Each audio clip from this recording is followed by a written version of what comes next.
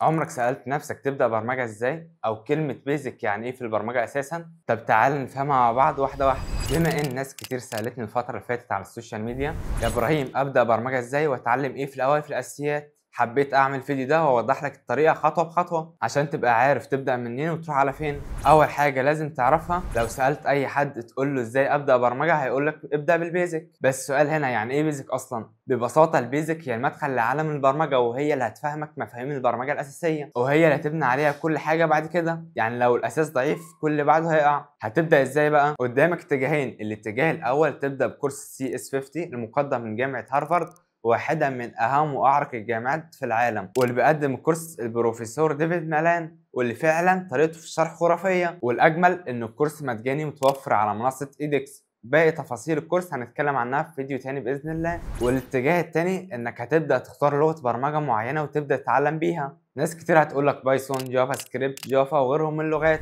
بس رأيي أو رأي الأغلبية إنك تبدأ بالسي بلس بلس. ليه بقى السي بلس بلس؟ عشان هي لغة قديمة جدا وقريبة من الهاردوير، وبتخليك تفهم الكمبيوتر بيفكر ازاي فعلا، وبتخليك تتعامل مع حاجات زي الذاكرة، وده بيديك فهم عميق لأي لغة بعد كده. المرحلة الأولى هتبدأ تفهم فيها الأساسيات عامة، هتفهم يعني ايه variables المتغيرات، وهتتعامل مع الداتا تايب أنواع البيانات، هتفهم يعني ايه لوب، هتفهم يعني ايه اف واف else، هتعرف يعني ايه function، هتفهم يعني ايه array، هتفهم يعني ايه pointer وغيرهم من الحاجات. في المرحلة دي هتبدأ تكتب أكواد بسيطة، وكل ما تكتب الكود هيحصل لخبطة وتضخم في الكود، وهيحصل حاجة اسمها سباكيتي كود. هتبدأ تتعامل مع ال OOP البرمجة الكائنية. المرحلة دي هتخليك تكتب كود منظم أكتر وسهل تعدل عليه، وهتعلم فيها مفاهيم زي التغليف، الوراثة، انهيرتس، تعدد الاشكال وغيرهم من الحاجات. كل ده هيساعدك تكتب كود اكبر ويساعدك في الصيانه. الخطوه الثالثه هتعلم الداتا ستراكشر، ودي طريقه بنخزن فيها البيانات عشان نبحث او نعدل او نضيف بيانات بسرعه. وعندنا نوعين، اول نوع لينير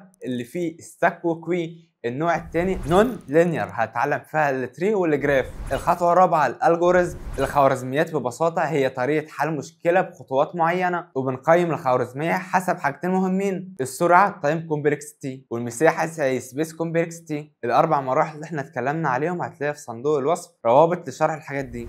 في حاجتين مهمين لازم تعرفهم خلال رحله التعلم.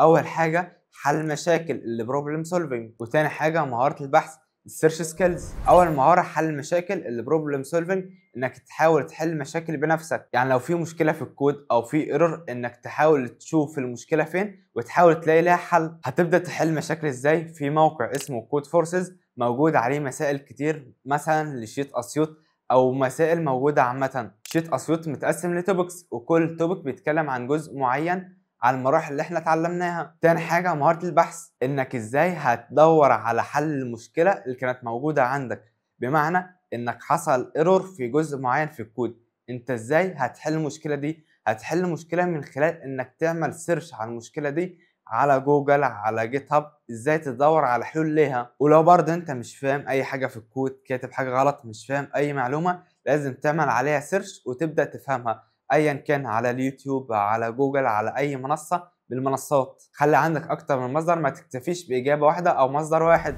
في نقاش دار بيني انا وشخص زميلي، بدل ما تتعلم اي لغه برمجه معينه تتعلم لغه البرمجه الموجوده في التراك بتاعك. بمعنى في تراك الويب موجود لغه جافا سكريبت، هي اللغه الاساسيه في الويب، فانت تبدا تتعلمها وتبدا تفهم المفاهيم الاساسيه بتاعتها. ومثلا في اندرويد موجود عندك جافا، بس في الاخر المفاهيم واحده، اللي بيختلف طريقه التنفيذ بس. لو انت استفدت من الفيديو ما تنساش تعمل لايك وشير، وابعته لاصحابك اللي لسه في اول الطريق وعايزين يتعلموا، واكتب لي في الكومنتات انت اتعلمت ايه او واقف عند اي مرحله.